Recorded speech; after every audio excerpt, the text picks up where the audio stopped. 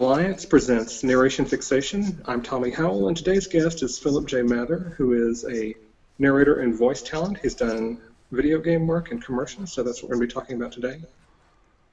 Phillip, why don't you give us a little bit of background information on who you are and what you're doing as far as voice goes? Yep, happy to. Thanks for inviting me, Tom. It's nice to have be invited by a fellow Texan.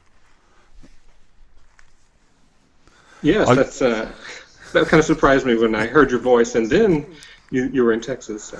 Yeah, we were almost neighbours, but not quite. Yeah. So yeah, a bit about me. I'm obviously not originally from Texas, but we've been here 10 or 12, 13 years, and I started doing voiceovers in 2001, I think. And at that stage, we lived up in Delaware in the Northeast, and I would go into New York 2 or 3 times a week and voice something or other. Lot of fun doing anime, Japanese anime stuff. What is that? Japanese anime, like cartoons. Anime, right. Yeah, with children with big eyes, and I ended up being the narrator behind all of that, and that was a lot of fun. So tell us about that, because we haven't had anybody do any animation yet. And that well, I haven't done any recently. I was doing quite a bit in those days, and it was being translated from the original Japanese and then sold on the American market. So can you talk about any of those? Can you tell us what... The one that springs to mind most was a Japanese anime pornography film, which was marvelous fun.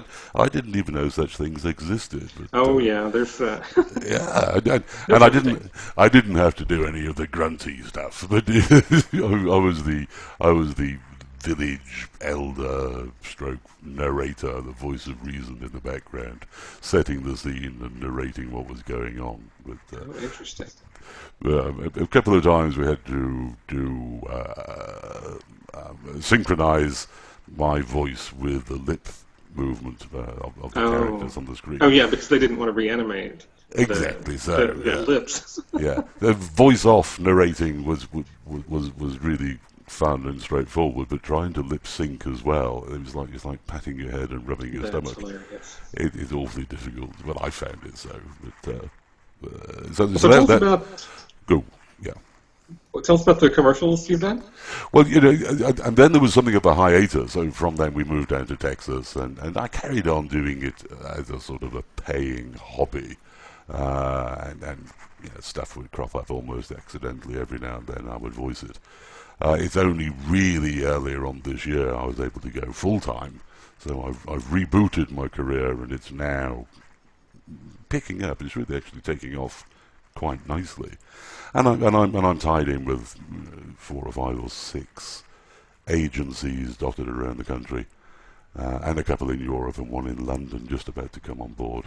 So I get some commercials, a lot of industrial narrations, e-learning stuff and stuff. So stuff that would be privately seen within a company. It kept on their internal websites. Right. Largely. Well, I mean, if you have an American company, I mean, Houston is full of international companies, and they may want something that will go around the globe to their employees. And oftentimes they view an English accent or a British accent as perhaps more comprehensible to someone overseas than the perennial American. You're fading voice. out on me, so you're going to have to. Sorry, am I back? Am I back? Yeah, it's just you just kind of fade off in the middle, and it's like, what? Yeah, what is he saying? Yes. Yeah, I'm sorry about that. So that's a lot of fun, and that's coming on board more and more as I'm doing some more direct marketing and generating my own clients rather than waiting for stuff to arrive via my website or via the various agents I've got, or the pay-to-play sites. So is there any commercial work that we would have seen or heard? I don't know that you have, to be honest. A couple of local market things here and there. Nothing's gone national yet. So stuff around where you are, Bryan College Station or Houston? Yeah, some local radio or local TV. I did one last week for a local TV station in Colorado somewhere. Okay. But So yeah, I nothing. don't get any of those stations up here in Dallas. No, I've not seen it either, so I don't know what I don't know what it sounds like. But it was, I mean, and again that was sitting in my padded booth, skyped into the producer director somewhere far away, and you Well, know. so tell us about your process for getting work for this kind of work. Well, as I say, more and more I'm finding that it's coming in direct to my website, which is Okay. brittexvoice.com. Brit as in So British, Tex as in Texan, voice.com. so people contact you directly to do whatever voice work they need. Now that I'm doing it full time and getting my name out there, more and more is happening. I think I got 3 last week before. Um, I'm using social media to get my name and my web address out there. So Twitter, I've picked up clients via Twitter, which is surprisingly, and of course Is that your Twitter name LinkedIn. too? Twitter name is BritTexVoice, yeah, Okay, very good. and as is Facebook, facebook.com/BritTexVoice. So there's a there's a I think there's that a was there's a probably what there's you a were using for your Google Plus also. and it probably is there also, yeah. And I think that's where we stumbled across each other. It was on Facebook, wasn't it? Right. Yeah. But, so I mean, it's amazing. And going back to the anime days in New York years and years and years ago, of course, none of this existed then. And having an agent back in those days was absolutely necessary. I believe it's less so now. And I'm transitioning now and actually doing more direct marketing, direct to production houses, ad agencies, that sort of person, So and what doing you my were own in? legwork. So you were in one of the audiobook groups that I posted about. So Yeah, what have you yeah. done with audiobooks? Well, audiobooks I'd always fought against because I didn't have time the last 10 years or so. Having You didn't have a time to make proper them or listen to them. but either, either. So I just sort of rebuffed any attempts to get me to do them because I mean it's a lot of effort involved, and but it's only really been in the last couple or 3 months that I've started doing them, and against all my beliefs, I'm actually enjoying it very much, and. I started off with Mike Vendetti. He's got a contract with Audible to publish Okay, so books. you're picking your own work then. But he publishes books from the public domain, and Right. I cut my teeth on Rudyard Kipling, Just So, and the stories, and largely because I enjoy doing them, enjoy reading them. But just lately, ACX has opened up to the UK market, so that they're attracting more UK authors to have their books Right. narrated. I've made an effort to audition for titles on there, and I picked up. I'm on my 3rd, just came through the other day. So we're growing those as well, royalty share or per finished hour work. And then as I'm getting better at it, well, as I say, I cut my teeth rather on the stuff from the public domain, where you don't have an author that will tell you you Right. mispronounced the words. So it's a lot easier. But So what works do you have available from in the public domain material on Audible? well, I think I'm now up to about 30 titles. They're Oh, all wow. they're all short stories, and some of them are only a couple of minutes long. I'm producing a range of World War One poems at the moment. Oh, It's the 100-year anniversary this August of the start of the First World War. oh my So goodness! I'm Wow. I'm treating myself to voicing those and enjoying that a lot, but for different reasons. The process is enjoyable, and I'm like ending up with a good finished product. But it really does make one think about the times that these poems were written in, and how the world changed from being relatively naive in 1914 to being totally different in 1918 and thereafter. Right. So the plan is we're releasing those, and I've got a dozen or more, I think, either live or just about to go live, and we're issuing those individually, and I'm donating 50% of my proceeds to the Royal British Legion Poppy Day appeal they do each year. So I think we're trying to give something back to the. You're donating your proceeds to who? It's the Royal British Legion, which is a charity that looks after old soldiers back in UK, and every year. Is that their version of the veterans of foreign wars or something? Possibly, I'm not entirely sure. But each year they sell plastic poppies to commemorate the Flanders fields. So how are those doing? They've been coming on just in the last few weeks, but they are attracting some interest, and it's interesting to track how they're being received on Audible.com as opposed to audible.co.uk, and they're selling all over the place, which is nice. Oh, good. But I don't yet have enough.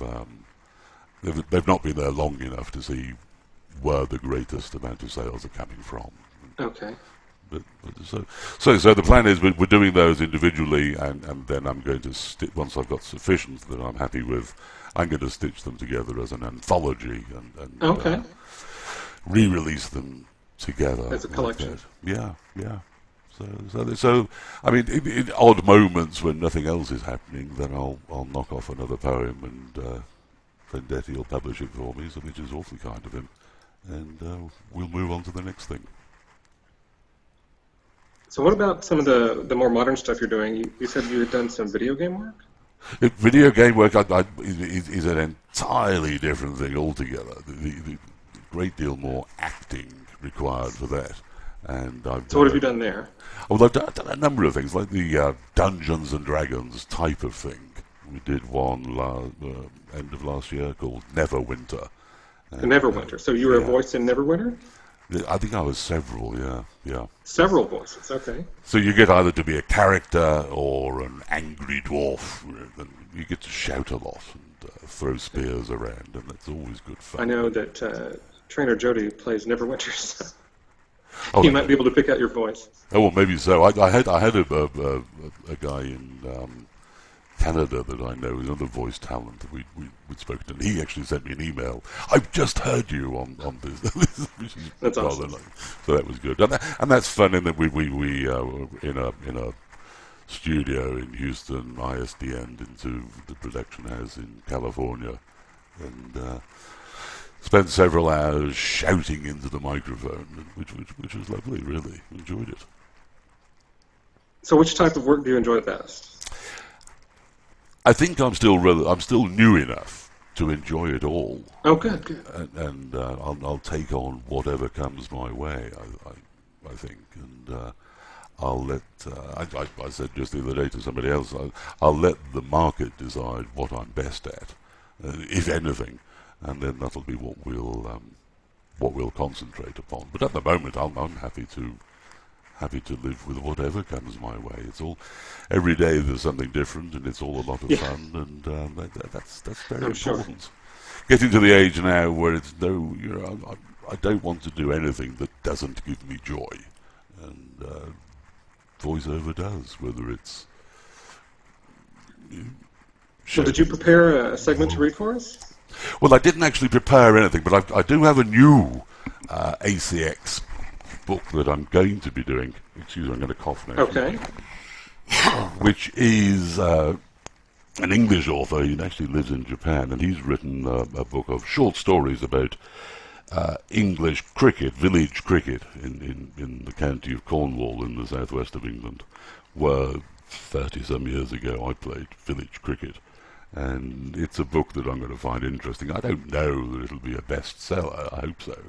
But it's well written, and it takes me back 30 years to when I played cricket. So I'm very good. That's kind of the best way to do it, I think, when you relate to the material. I think that's exactly right. And I don't know how many Americans will understand about googlies and off breaks and silly mid-off and all the other terminology that'll be in there. So it's going to be a British book in large parts. But I haven't prepared. All I've done thus far is print out one of the chapters, and I'm going to make a start on it tomorrow properly. But if you want me to stumble through a page or two, I'll happily give it a go. Well, if you said you'd already read through a section, you can read that if you like. That way, it's at least somewhat familiar to it. Yeah, no, I've got it now. So the book is, I think, is Tales from the Village Green, I think it's called, and it's. Who's the author? You know, I thought you were going to ask me that, and I've forgotten. Bear with me a second. I'll dig him out. Chris Ward, I think it is. Chris Ward. Okay. Yeah, and that'll be on Audible.com and iTunes. And, well, the book isn't finished yet, right? You haven't but it will be there. Well, the book is there, but the audio book will be there in a week or two. I'll get it finished next week, I think. Then it'll take 7 to 10 days to get it to go live. And it's published under the name of Chris Ward is the author, but he's published it under a different name, which I've forgotten. So the text is available now at Amazon, but you're still making the audiobook, so it's not ready to listen to. I haven't started to narrate it yet, but we'll get it done. We'll get it done next week, and then it'll be a week or two after that. All right. But, so off you go then. Okay. Let's hear it. So the book is Tales from the Village Green. This is, I think it's 5 or 6 short stories. This is one of them. It's called The 12th Man. And okay. Before I start, it does have different characters in it. Most of the stuff I've done is just plain non-fiction narration. Right. I like Kipling in that my voice is a little old-fashioned. And I did one also just recently on the short history of the Falklands War, which didn't require any particular amount of acting, but this one does. There are characters, there's young people, there's females, there's schoolmasters and whatever. I haven't yet decided what sort of accents I'm going to give them. So this is all, this is the first time I've had to go at actually reading this, so bear with me. But here we go. Okay. The 12th Man. Lad, come here a moment, will you? The bell had just gone to signal the end of form time when Kevin Green looked up to see his form teacher, Mr. Woodhouse, beckoning him over.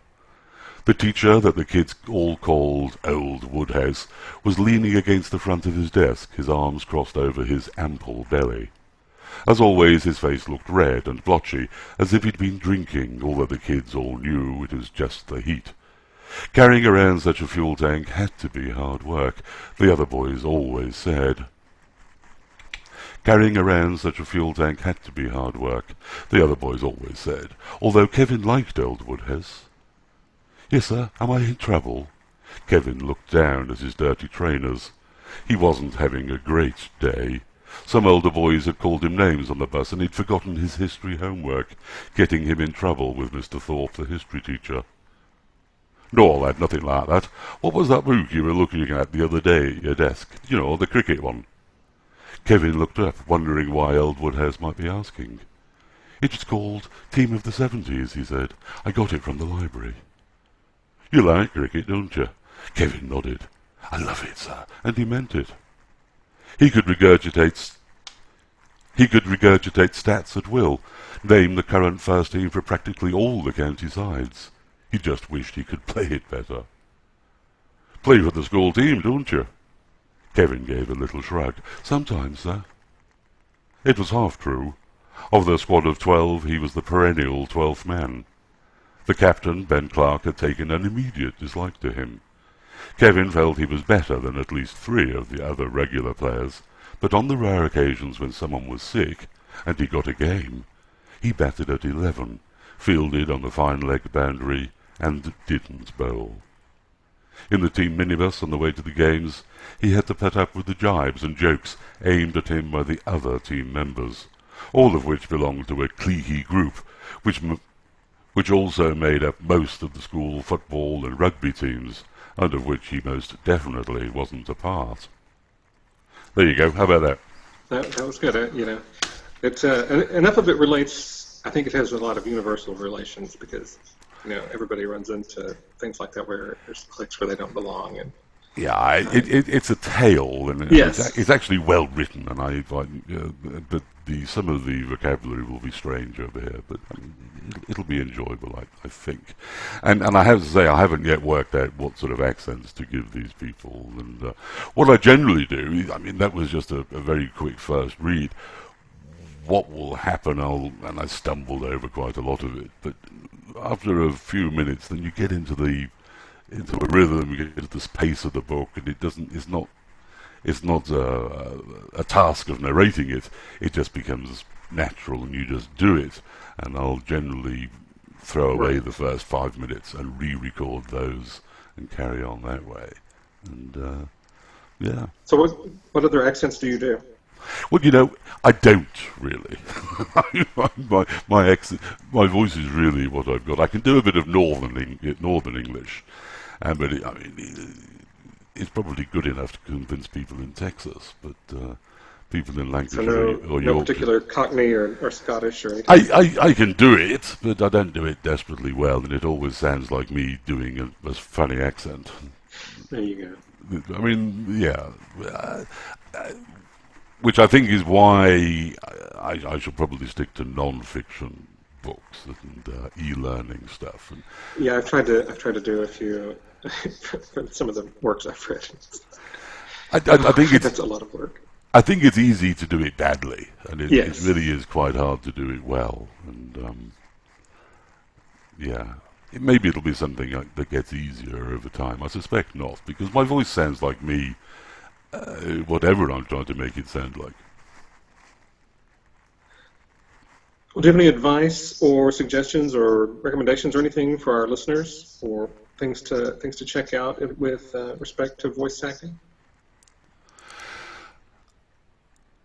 I think before you start, well, go back as that. I mean, I got into it because everybody always has said, "Oh my word, what a marvelous voice! You should do voiceovers," and that begins to sink in after a while, and you think, "Well, maybe I should." Yes, you've got that resonant voice, so yes, I can see that. But it isn't as easy as that sounds. You don't just pick up a microphone and become a voice talent. You've got to work at it. It's more complicated than just talking. The first thing I suggest that anyone who wants to do it would be to go and get a voice coach and just spend some hours working out what it is that you can do with your voice and how best to present it, and then learn what equipment and environment you need to be doing it in before you try and sell it. Because it isn't just talking. It is a lot more complicated than that. Right. So a voice coach, yeah. Voice coach. Yeah. Interesting. Yeah. Really. Okay. And a shameless plug for a friend of mine who's famous voice coach in Houston area, and who I went to get my demos produced when I decided to reboot my career and go full time and do it. Jim. Well, who is that? Jim Conlon, lovely old fellow, like him a lot, nice guy, and Okay, very talented.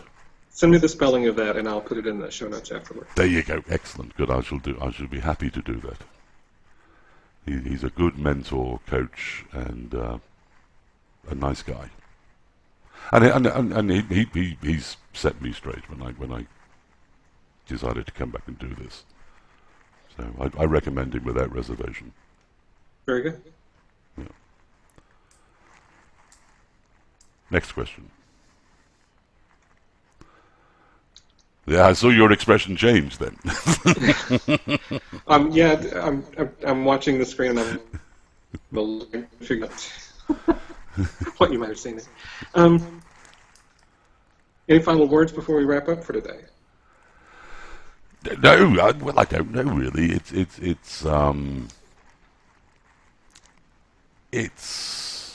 All I can say is I'm enjoying it immensely.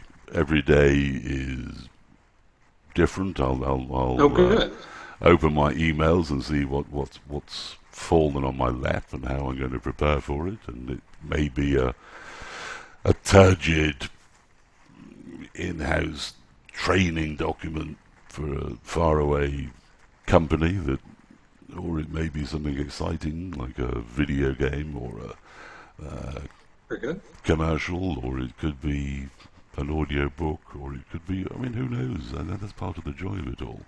And it's... All right. Well, thank you for joining us today, Philip. And you can find some of Philip's work on audible.com, Phillip J. Mather. That's the name you're recording under, right? exactly so, yes. Very good. Or Brit Tex Voice. Brit Text Voice. That's Two T's in the middle. Yes, that's your branding for Twitter, your website, and Website, Twitter, SoundCloud, Facebook, oh, wherever. It's all that. you'll hear samples of you on SoundCloud. Yes. Very good. Well, thanks for joining us today on Narration Fixation, and I hope you hear from some of our audience and get some more work out of that. Thanks. Well, thank you very much for inviting me. I enjoyed it greatly. Talk to you later. All right. Thanks. Thank you, Tommy. Take care.